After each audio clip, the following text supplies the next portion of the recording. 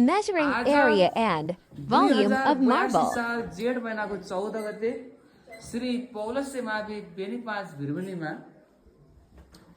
विभिन्न वस्तुको नाप लिने विशेष त गुच्चाको आयतन क्षेत्रफल र अन्य केही वस्तुहरूको नाप लिने सम्बन्धी एउटा अति नै महत्त्वपूर्ण प्रयोग सञ्चालन गरिरहेको छ र यहाँ उस्तै मिल्ने हुनाले र अनुकूलता परेको हुनाले 7 and 8 स्टुडेन्ट्स सक्रिय सहभागिता छ र यसमा ल अञ्जलीजी यसको गुच्चाको हामीले आयतन र क्षेत्रफल नाप्दैछौँ त्यसको लागि पहिला एउटा गुच्चाको नापौँ त डायमिटर कति छ ल हेरौँ त कति छ र यसले अञ्जली खत्री भन्ने छात्रले 1 पोइन्ट कति छ राम्रोसँग हेरौँ 8 कति छ राम्रोसँग 1 पोइन्ट कति छ 8 छ यताउता बराबर गर्ने कति छ त 1.89 10 8 छ नि त क्लियरली हैन उताबाट पनि नाप्नेलाई एकजनालाई 1.8 छ कि छैन यताबाट दुईटा ग्लास स्ल्याबको बीचमा मार्बललाई राख्ने छुवाएर यताको साइड बराबर हुने गरेर राख्ने र नाप्दाखेरि यहाँ पनि 1.8 देखायो सेन्टिमिटर र यसको डायमिटर कति देखायो व्यास 1.8 सेन्टिमिटर अब यसको व्यासको आधारबाट हामीले अर्धव्यास अनि क्षेत्रफल आयतन यावत कुरा निकाल्न सकिन्छ र यसलाई कसरी भएको मैले यहाँ कसरी निकाल्न सकिन्छ यहाँबाट लेखिदिने काम भएको छ र यस्तै गरेर यसको चाहिँ हिसाब गरिन्छ ल अहिले टिप्नुहोस् सबैले टिप्नुभयो नि गुच्चाको व्यास भनेको यहीँबाट हेर्दा क्लियर देखिन्छ ल 1 पोइन्ट दुईटा ग्लास स्ल्याबलाई छुवाएर बीचमा गुच्चा राखेर स्केलले नाप्दा 0 मा राख्नुपर्छ 1.8 सेन्टिमिटर देखाएको छ क्लियरली अब अर्को तरिकाबाट पनि हामीले गुच्चाको आयतन नाप्न सकिन्छ ल भनौँ त एकजना विद्यार्थीले यहाँ कति छ ल सबैजी यसमा आयतन कति छ त मेजरिङ सिलिन्डरमा पानीको आयतन तल्लो लोअर मिनिस्कसमा राखेर हेर्न पर्छ हामीले लोअर मिनिस्कस भनेको दबिएको 45 गुड 45 के एकाइ 45 एकाइ के एमएल गुड एमएल अर्थात् सेमी क्युब 45 सेमी क्युब यो मेजरिङ सिलिन्डरमा छ पानीको आयतन र यसलाई खास हामीले डोरीले बाँध्ने हो अर्को तरिकाले हामीले यसको आयतन निकाल्दैछौँ के दुईटा तरिकाबाट र यो डोरीले बाँध्न केही अप्ठ्यारो हुने हुनाले मैले पानी छचल कि यताउता उछिटिन्छ भनेर म नौसित्याएर बिस्तारै खसाउँछु ल अनि बिस्तारै यहाँ पानीमा खसाइन्छ र 45 ml यहाँ छ लोअर मिनिस्कसमा हेर्नुपर्छ आँखा सिधा पारेर माथि पारेर धेरै देखिन्छ तल आँखा पारेर कम देखिन्छ मैले पहिलेदेखि भनिरहेको छु अघिल्लो कक्षाहरूमा र यसमा गुच्चालाई पानी नउछिटाउनु गरेर बिस्तारै ड्रप खसालियो र ल अब हेरौँ त यसको आयतन कति पुग्यो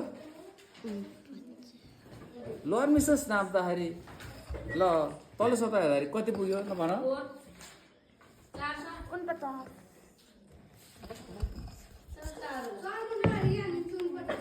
होइन 48 गुड 48 गुड बिनु पर्यो आफूले एकदम सही जवाब भनेको छ 48 ml पुग्यो पहिला 45 थियो बढेर 48 पुग्यो हो कि होइन यता लोअर मिनिस्कसबाट सिधा देखाम 48 छैन भनेपछि कति भयो त यसको निष्कर्ष गुच्चाको आयतन कति भयो त कति ml 45 मा 2 जोडेर 47 होला नि कति ml पुग्यो कति 3 गुड अञ्जलीले सही उत्तर भनेको छ 3 सेमी क्युब अब ml त तरलको आयतन हो ठोसको भन्दाखेरि सेमी क्युब भन्दा उपयुक्त हुन्छ भनेर 3 सेमी क्युब कति छ गुच्चाको आयतन। यहाँबाट सर्ट ट्र्याकबाट भइसक्यो। यस्तै गरेर हामीले यसलाई मैले भन्छु र डायमिटरको माध्यमबाट 3 हुन्छ कि हुन्न त्यहाँबाट नि हेरौँ है त। ल प्रयोग छ विभिन्न वस्तुको नाप लिने उद्देश्यमा विभिन्न वस्तुको नाप लिनु हो। सामग्रीमा गुच्चा, glass slab, measure cylinder, spring balance अहिले काम आउँछ, कमान तराजु नि भनिन्छ। अनि सिद्धान्तमा क्लास 6 को पेज 6 बाट सुरु छ। यसको बारेमा नालीबाली कुराहरू भन्ने हो र 7 को पनि हेर्नु होला। ल हेरेर भन्नु होला है। र नाको बारेमा लेख्ने र तरिका बारेमा यहाँ के गरियो। अब सुरुमा एउटा गुच्चा लियो, गुच्चालाई ग्लास स्ल्याबको बिचमा राखियो र सिधा पारेर यसमा डायमिटर नापियो। डायमिटर आधारबाट क्षेत्रफल अर्धव्यास नापियो, व्यासको आधारबाट, अनि क्षेत्रफल नापियो र आयतन नापियो। र मेजर सिलिन्डरको आधारबाट पनि सुरुमा हामीले पानी लियो मेजर सिलिन्डरमा, त्यहाँ 45 सेमी क्युब थियो अथवा 45 ml र बिस्तारै पानी नउछिट्ने गरेर हामीले गुच्चा बिस्तारै त्यहाँ राखियो, खसालियो।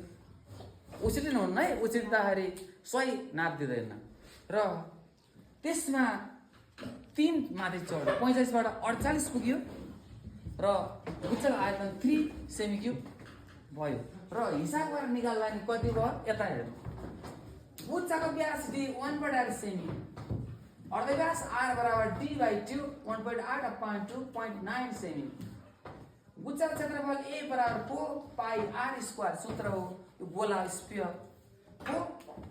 पाई भनेको 22/7 हुन्छ अथवा 3/1 4 1 छ। r भनेको 0.9 आएको छ, यसको स्क्वायर गरियो र क्यालकुलेसन गरियो।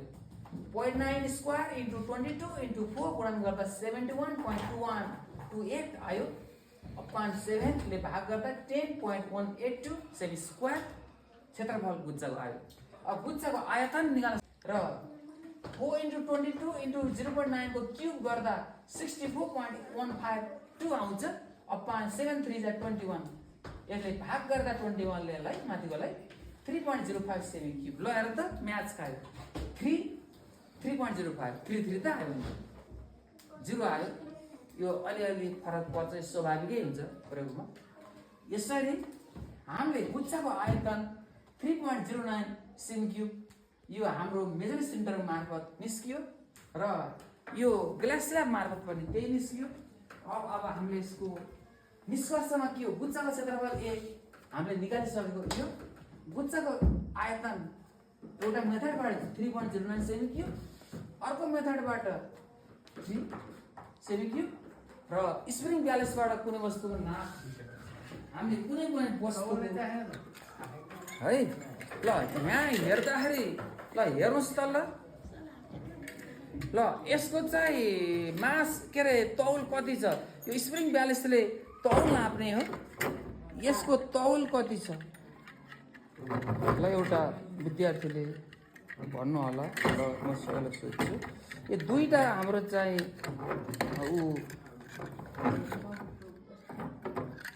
ट्रिपड स्ट्यान्डको तौल लियो। ल भनौँ त कति छ। 300 ग्रामले ग्राम उल्लेख गरेको छ। कति छ सही भने के हेर्नु मैले हेर्छु। ल हेरियो। ल कति छ यसको तौल। गुड 300 ग्राम तौल। ग्राम पिण्ड लगाइयो। यो ग्रामलाई यो नाप्ने तरिका फेरि तौल नाप्ने तरिका यो तौल नै हो, तर ग्रामलाई हामीले न्युटनमा बदलौँ। कसरी भन्दाखेरि यसलाई ल 300 ग्राम तौल। स्प्रिङ ब्यालेन्स त तौल नाप्छ नि, पिण्ड नाप्दैन। पिण्ड नाप्ने उता फिजिकल ब्यालेन्स छ, उता फिजिकल ब्यालेन्स उता छ, त्यसले तौल नाप्छ। उता छ भित्ता छेउमा त्यो पनि फिजिकल ब्यालेन्स हो, त्यसले पिण्ड नाप्छ। फिजिकल ब्यालेन्स भौतिक तराजुले पिण्ड नाप्छ। यो कमान्ड तराजु स्प्रिङ ब्यालेन्सले तौल नाप्छ। तर पिण्ड इकाइमा गएको हुनाले तौलमा बदलौँ। 300 ग्रामलाई किलोग्राम लैजाउँ पहिला। 300 अपन 1000, किनभने 1000 ग्रामको 1 किलोग्राम हुन्छ। 300/1000 केजी गयो अनि यसलाई न्युटनमा बदलौँ तौलमा। F बराबर mg, m 300/1000 इन्टु g 10। यो गुणन गर्दा कति आयो त? दुईटा शून्य काट्यो, एउटा शून्यले यो शून्य काट्यो, 3/1 भनेपछि 3। यसरी तौल 3 न्युटन। यसरी हाम्रो यो दुईटा ट्रिपल स्ट्यान्डको तौल पनि मापन गर्यो। र अर्को मापन कुरा मेरो घडीमा अहिले कति बजेको छ ल विनिश हेरौँ, 10:57 बजेको छ। अहिले कति बजेको छ? 57। यो पनि समयको मापन, विभिन्न वस्तुको मापन गरेर समयको मापन नि गरियो। अहिले हाम्रो घडीमा 10:57:58 गयो। यो पनि एउटा समयको मापन हो। यसरी हामीले विभिन्न वस्तुहरू यस्तै गरेर विभिन्न वस्तुको मापन लिन्छौँ।